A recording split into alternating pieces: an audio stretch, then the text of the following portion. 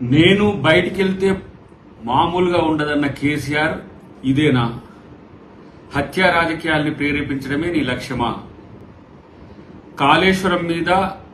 కాళేశ్వరం అవకతవకల మీద మీతో పాటు హరీష్ రావు ఇతర అధికారుల మీద ఏసీబీ కేసుల్ని తర్వాత కేసులను పురమాయించినందుకే తనను హత్య చేయించిండ్రా?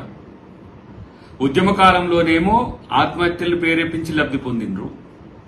ఇప్పుడు మళ్లీ రాజకీయాల కోసం రాజలింగమూర్తి హత్య దేనికి జరిగింది అనంటే కేవలం మీ రాజకీయ ప్రయోజనాల కోసమే. మాకెవరైనా ఎదురొస్తే ఇట్లా ఉంటదని చెప్పడానికే ఈ హత్య జరిగింది. కేసీఆర్ ని, హరీష్ రావుని, ఇతర అవినీతి అధికారులను ఈరోజు తను ఎదిరించినందుకే ఆ మాజీ కౌన్సిలర్ సరళ భర్త ఈరోజు హత్యకు గురైంది.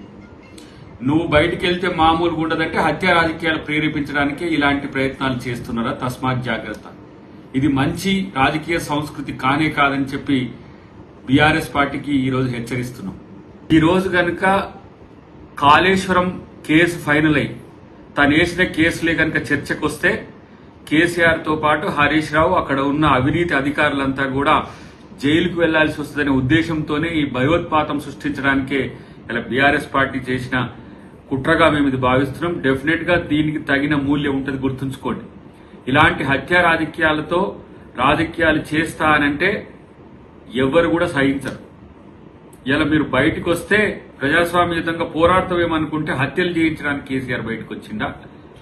ఇలా మాట్లాడుతున్నారు చాలా మంది.